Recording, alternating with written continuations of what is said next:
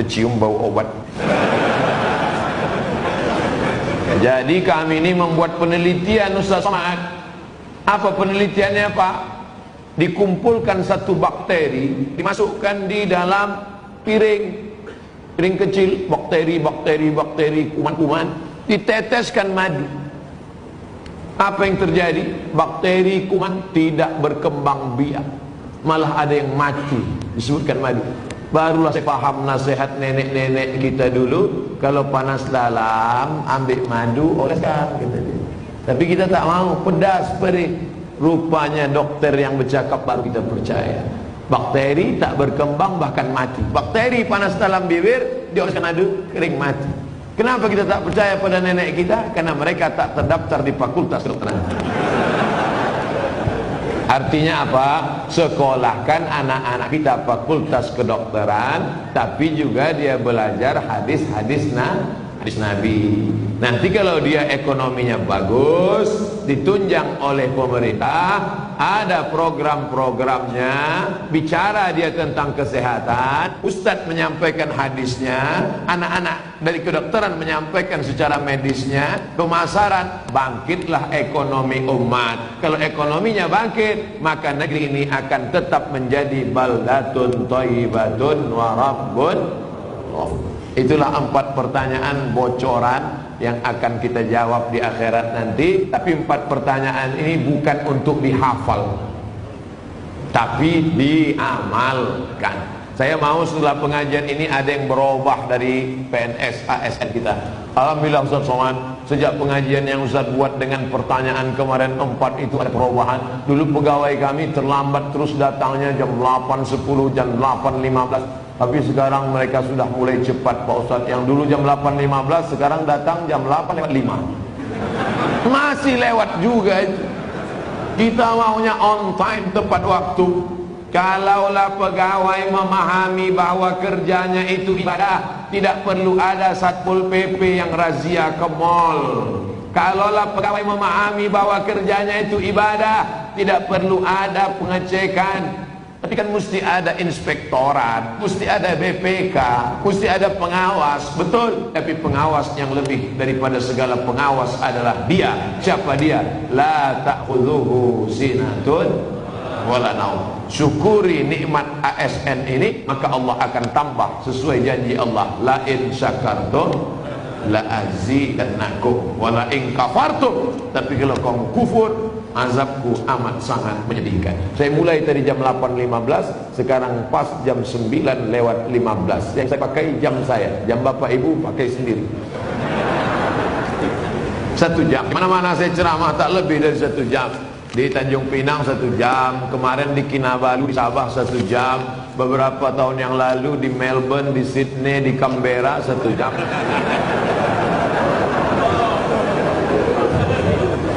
Di Hong Kong tak jadi.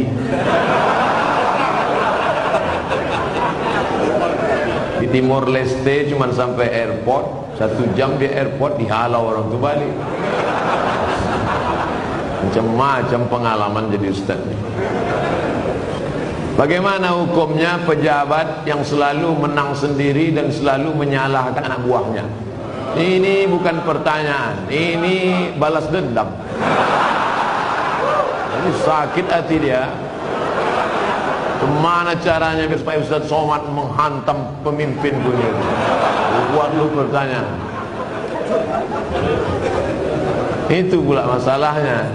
Dia bertanya sama Ustaz yang paham pula kan. Nabi berkirim surat kepada Raja Romawi, namanya Heraklius, Herkal. Apa kata Nabi? Aslim taslam. Kalau kau masuk Islam, kau selamat. Falaka ajrani, kau dapat 2 pahala. Kalau engkau baik, rakyatmu semuanya selamat dan kau dapat 2 pahala. Itulah enaknya jadi pemimpin. Karena kalau dia baik, rakyatnya baik, dia dapat 2 pahala. Tapi kalau kau tidak baik, falaka dzambul arisi, semua dosa anak-anak buahmu kau ikut menanggungnya. Oleh sebab itu maka yang paling pertama dapat naungan di akhirat nanti, sab'atun yudhilluhumullah, 7 golongan dapat naungan Allah. Saat itu naungan tak ada panas terik, tak ada atap. Di antara yang dapat naungan yang pertama bukan ustaz, yang pertama bukan ulama, yang pertama al-imamul adil, pemimpin yang adil. Tapi negara kita negara demokrasi. Kalau ada pemimpin-pemimpin kita yang zalim, yang menyalahkan orang, kita bisa lapor ke atas. Ada laporan, bapak-bapak pegawai kepala dinas lapor ke Pak Wali Kota. Pak Wali Kota ada laporan ke atas, ada atasan, ada BPK, ada Inspektorat Jenderal, ada macam bapak-bapak polisi, tentara lapor ke Propam, ada atasan yang bisa kita laporkan. Kalau takut kirim surat kaleng. Jangan fitnah. In ja'akum fasiqun binaba'in, kalau datang orang bawa berita palsu fatabayyanu, klarifikasi. Nah, salah tak selesai dengan ditulis di wall Facebook, tapi harus diselesaikan wabhum syura bainahum, diselesaikan dengan musyawarah. Seorang laki-laki pakai emas dalam sholatnya, apakah sholatnya sah? Emas itu bukan babi, kecuali dia membawa rantai babi, baru haram. Emas tidak. Emas kalau dipegang, wudhu kita tak batal, sholat kita pun tak batal. Tapi Nabi mengharamkan pakai emas. Ini mesti dipandang. Emas kalau kita masukkan ke kantong, dibawa sholat, Allahu Akbar, sholat sah. Tapi memakai cincin emas haram. Bapak-bapak yang pakai cincin emas, buka sekarang juga. Tak ada gunanya pengajian. Tak ada guna pengajian. Nantilah mubazir mengaji. Bapak-bapak yang sekarang pakai cincin emas, buka sekarang juga. Tak perlu tunjukkan, pelan-pelan aja dari bawah. Buka masuk. Balik dari sini, jual. Kalau batunya sayang, simpan. Mana tahu batunya zamrud, kecubung, permata, intan, simpan. Ambil batunya, ikatkan dengan perak. Cincin saya emas putih Pak Ustaz. Emas putih itu emas. Emas putih itu emasnya 80, nikelnya 5. Emas putih itu emasnya 80%, nikelnya 5%, peraknya 18%, peraknya 15%. Maka warnanya putih, tapi dia emas juga. Jadi kalau mau buat cincin, perak saja. Ini cincin perak. Batunya zamrud, asli. Mereknya Casio orang. Tak pernah saya beli. Kalau sempat saya beli sekian puluh juta, lalu kemudian anak yatim tak sekolah, neraka jahanam tempat saya. Bisa pula anak yatim tak sekolah, cincin kita 30 juta. Pak, minta makan Pak, belum makan pagi, kata anak yatim di lampu merah. Kita mau. Oleh sebab itu maka yang punya cincin emas, wahai Imam Syafi'i, kenapa laki-laki Islam tak boleh pakai cincin emas? Apa kata Imam Syafi'i? Robek hati orang miskin menengok cincin emas. Aku makan pun payah, kau sampai hatilah pula pakai cincin emas. Matilah kau cepat, kata dia. Hancur hati dia.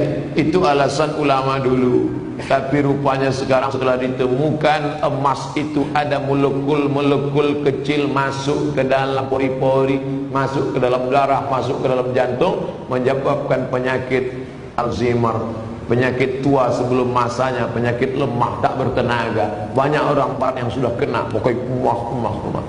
Lalu kami yang perempuan Pak Ustaz, yang perempuan dia masuk ke dalam, keluar lagi melalui darah menstruasi haid. Makanya kalau ada bapak yang haid, pakailah.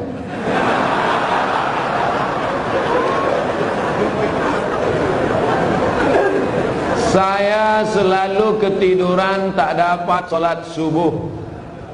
Orang yang tak sholat subuh karena ketiduran, ada hadisnya. Man nama, siapa yang tidur, walam yusalli, sampai tak sembahyang subuh, balas syaitanu fi uzuni, setan kencing di telinganya. Yang tadi tak sembahyang subuh, itu tertulis di sini, toilet setan. Makanya ceramah ini harus terus diamalkan. Balik dari sini, pergi ke toko jam di Tanjung Pinang, cari dia. Mbak, apa jam yang paling mantap di sini? Nah, ini satu. Tanya dia, ada tak jam yang bisa menyipak? Asal jam 5 menyipak dia, kalau pam, supaya bangun subuh.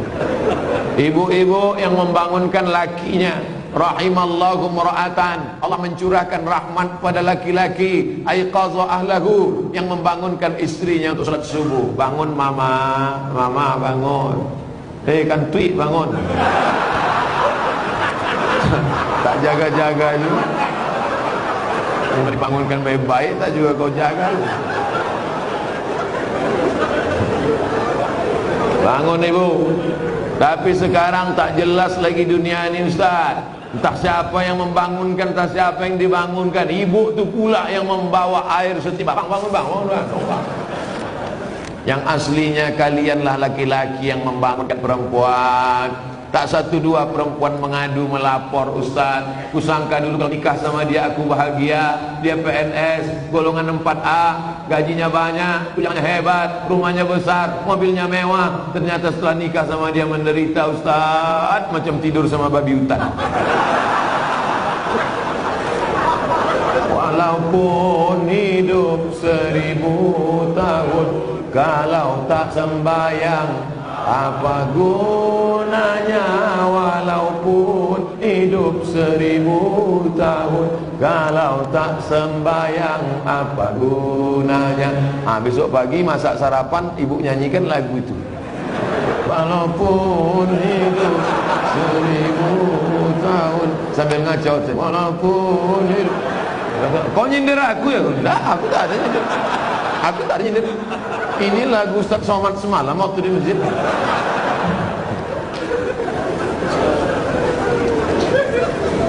Ustaz, apa sah laki-laki solat di rumah tapi tak di masjid? Laki-laki solat di rumah, laki-laki soleha. Laki-laki solat di masjid. Ini masjid kota Tanjung Pinang dibangun tapi tidak sesuai lagi dengan kota. Tidak sempat lagi bisa dilebarkan. Parkir sudah sulit, masyarakat tertampung lagi. Makanya mesti dibangun nanti di lokasi yang baru, masjid yang lebih besar lagi. Amin. Yang ini tetap ramai, yang sana tetap ramai. Tengoklah, tak muat lagi orang sholat. Orang Tanjung Pinang ini kaya-kaya, tiang masjidnya emas. Ilaha illallah. Luar biasa. Orang susah mencari emas. Laki-laki di Tanjung Pinang tak ada yang pakai emas, karena mereka mau menunjukkan kayanya bukan dengan cincinnya, tiang masjidnya emas.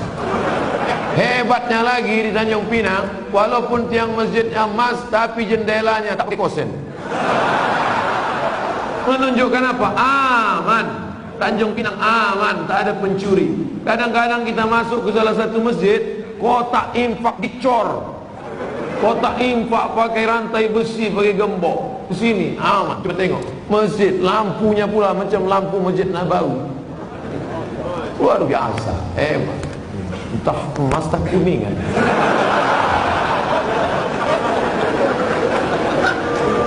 Apa maksud saya? Nikmat yang sudah besar ini maka dibalas dengan sholat berjamaah. Tapi rasanya mengajak orang Tanjung Pinang sholat berjamaah mubazir. Karena sholat berjamaah di Tanjung Pinang, coba tengok, melimpah ruah sampai tak muat keluar-luar. Tengok, itu yang di luar-luar yang berdiri itu juga dapat pahala sholat berjamaah. Kalau sholat, tak sholat tak dapat. Layantayanna, mereka yang tak datang ke masjid, jangan ulangi lagi. Yang sholat di kantor, yang sholat di rumah, yang sholat di kamar, jangan ulangi lagi, kata Nabi. Kalau kalian tetap sholat di rumah, la uharriqanna alaihim buyutahum, ku bakar rumah mereka. Nah, kalau kalian sholat di rumah, ku bakar rumah mereka. Kalau hidup Nabi sekarang bertambah hotspot di api. Saking banyaknya rumah yang dibakar Nabi, berasap lagi.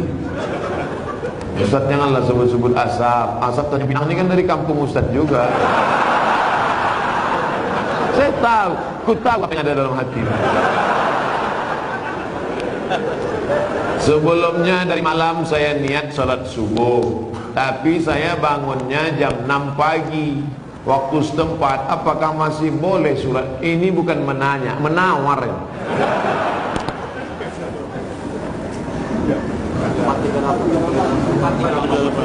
Subuh 4.38. Imsak subuh, zuhur, asar, maghrib, isya. Maghribnya jam, kalau maghribnya jam 6:04, kalau maghribnya jam 6:04, kurangi 15 menit. Begitu cara mengukur isyraq. Boleh solat sunat isyraq itu 15 menit lewat syuruk. Syuruk matahari terbit. Syuruk matahari terbit.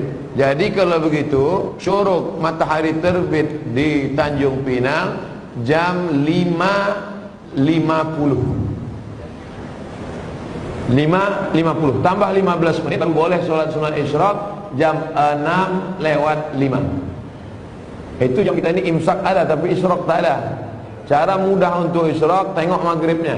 Jam berapa maghribnya, begitu boleh isyraq. Kalau maghribnya jam 6:04, maka boleh sholat sunat isyraq jam 6 subuh lewat 5. 15 menit sebelum itu subuh sudah habis.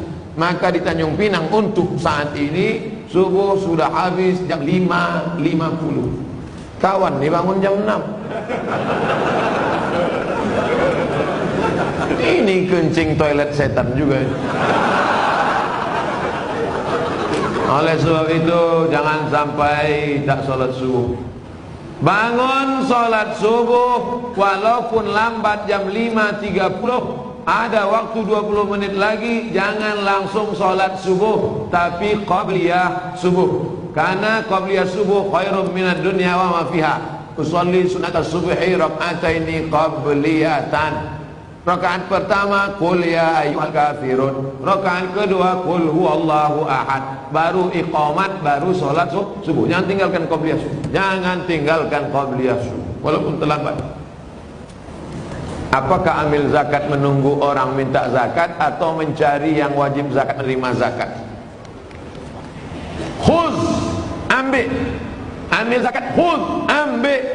Bukan, hai orang beriman, berzakatlah. Yang mau zakat silakan, yang enggak mau enggak apa-apa. Bukan begitu bunyi ayatnya. Khudz, ambil. Makanya yang punya jabatan kekuasaan buatkan perda, peraturan daerah, bayar zakat. PNS, ASN, perusahaan, BUMN bayar zakat ke Basnas. Yang tak mau bayar zakat teken materi 6.000, siap dipindahkan ke sejauh mata memandang. Bisa apa tak bisa? Sudah, kata Pak Mat. Sudah diterapkan. Langsung zakat potong atas. Abdul Somad jadi tim sosialisasi zakat provinsi 5 tahun.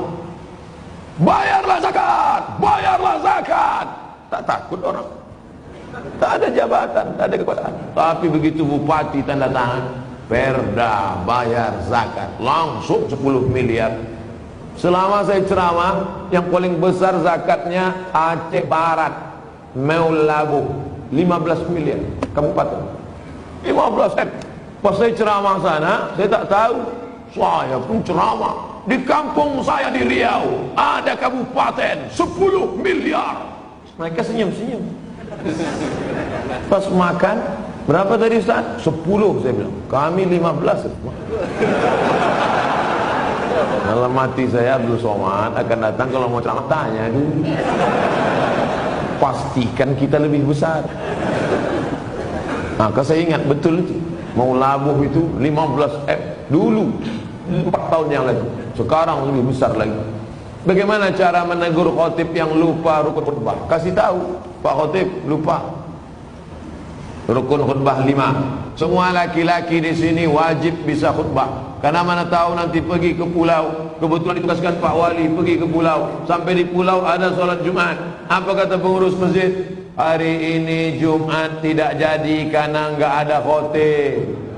Karena khotib mencret, karena khotib demam. Maka PNS yang datang tadi berdiri, saya bisa jadi khotib.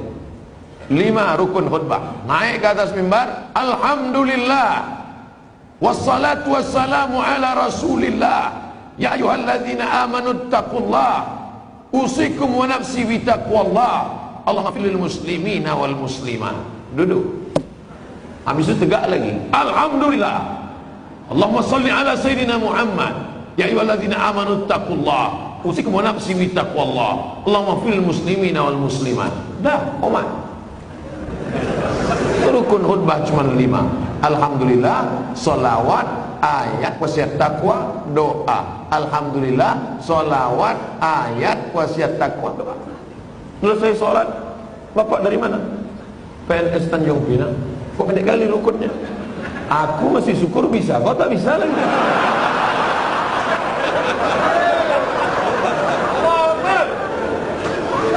Nah, insya Allah selesai ceramah ini semua PNS ASN Tanjung Pinang bisa jadi khatib, betul?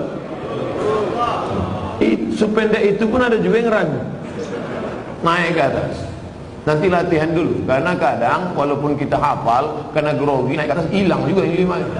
Pas naik ke atas, Alhamdulillah, wassalatu wassalamu ala Rasulillah. Ya ayyuhalladzina amanu taqullah. Usikum wa nafsi bi taqwallah, Allahumma fil muslimin wal muslimat. Duduk. Khutbah mesti 2. Mesti naik lagi. Alhamdulillah. Diulang balik, jangan pula naik lagi sama macam tadi.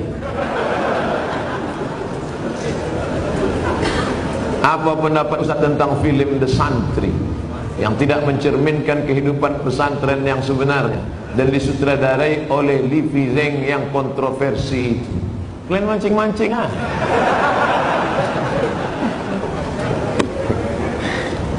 Banyak komentar dah. Ikuti aja yang udah ada tuh. Saya yang beban lama aja belum selesai lagi.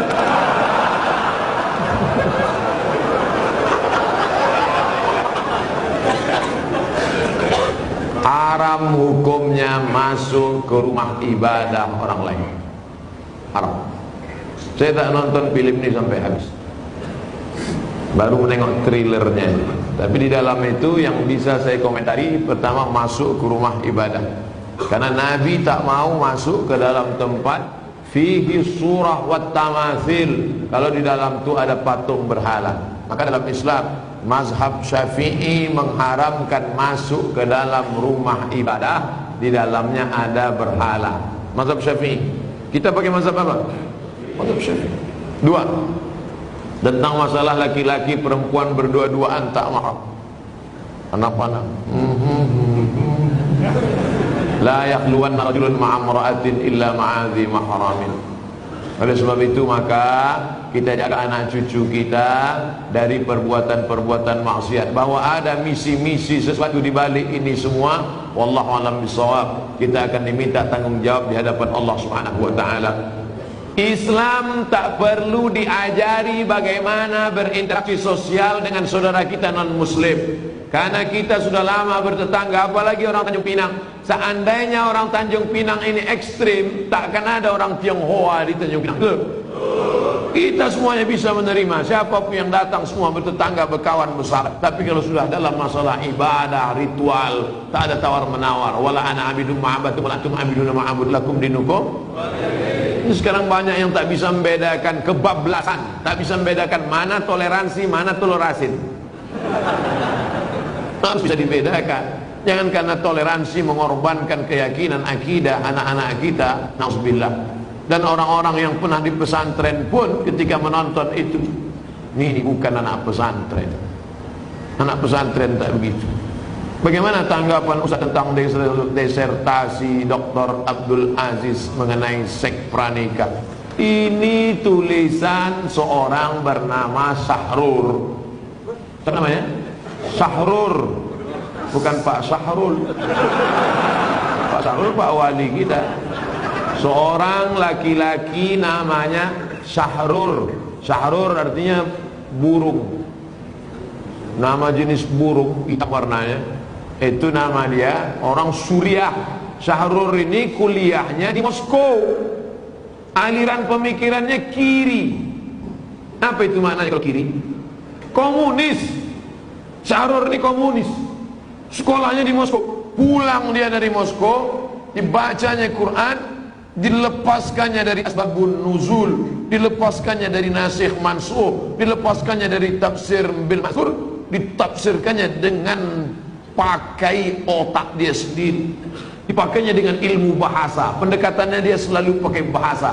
Makanya menurut Syahrul, aurat yang wajib ditutupi itu hanya yang berkerut-kerut saja, yaitu payudara dan kemaluan. Itu saja yang wajib ditutup, yang lain boleh dibuka. Syahrul ini sudah lama kontroversi. Tahun 90 dia sudah mengeluarkan buku itu, namanya Alkitab wal Quran. Cuma baru sekarang dipopulerkan, ditulis, dibawa ke kampus, lalu disidangkan, dan pada akhirnya menjadi kehebohan. Ingat, ada ilmu, tapi ada yang lebih tinggi daripada ilmu, adalah akhlak. Mana akhlak kita di hadapan manusia dan di hadapan Allah Subhanahu wa taala. Hai para cendekiawan, jaga akhlak, karena keilmuan kita akan dituntut di hadapan Allah. Kira-kira apa efeknya? Mengeluarkan disertasi bahwa hubungan laki-laki perempuan, suka sama suka, tidak dianggap sebagai zina. Kira-kira apa efek positifnya terhadap umat? Tak ada. Semua agama di dunia ini mengharamkan zina. Agama apapun. Tanyalah kawan-kawan kita yang Tionghoa, Konghucu, tanya saudara-saudara kita yang Kristen, Katolik, tanya sama dia, apakah dibenarkan? Tidak. Tak ada satupun yang melegalisasi perbuatan zina. Na'udzubillah. Apa boleh ketika halangan saya tetap menjaga wudhu dan zikir yang biasa saya?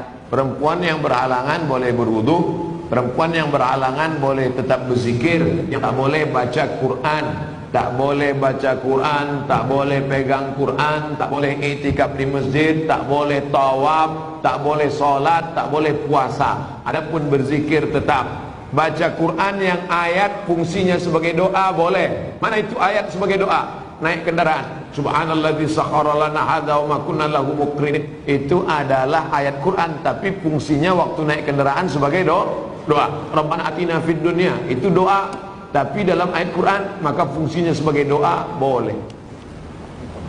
Apa hukum orang suka membid'ah-bid'ahkan orang lain, sementara perilakunya tidak memberikan contoh? Tak dikasihnya contoh bid'ahnya apa? Ada orang baca Yasin lalu dibid'ah. Kalian jangan baca Yasin lagi. Baca Yasin ini bid'ah. Jadi kalau ada orang membid'ahkan kami baca Yasin, cuman apa Ustaz? Baca aja terus sampai dia capek. Dua kemungkinan. Kalau dia capek, kita terus. Kalau kita capek, dia terus. Sekarang saya mau tanya, kalau ada orang membid'ahkan Bapak Ibu Yasinan, Bapak mau terus atau berhenti? Teruslah, nanti lama-lama dia capek. Kenapa tak kau bid'ahkan lagi orang Tanjung Pinang baca Yasin? Capek aku udah kusuruh tak juga berhenti. Yasin itu Quran apa tak Quran? Quran. Membaca Quran apa hukumnya? Wajib baca Quran. Kenapa cuma Yasin yang dibacanya? Yang lain dibacanya juga.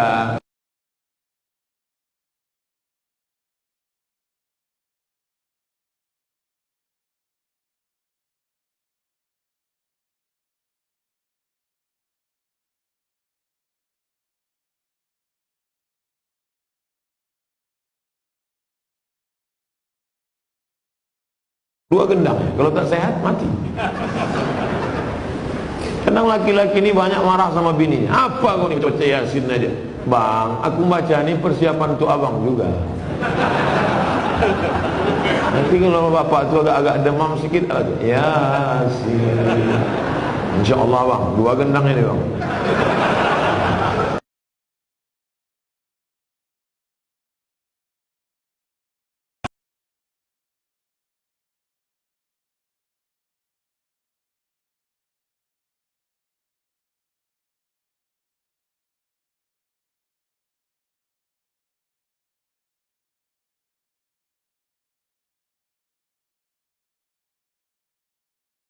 Dalilnya ini bisa kami tengok, baca tafsir Ibnu Katsir. La muqaddimah surat Yasin, tafsir Ibnu Katsir. La tuqra'u fi amrin asirin illa yassarahu Allah. Kalau dibacakan pada perkara yang sulit, susah, dimudahkan Allah. Saya kuliah sudah 4 tahun, tapi masih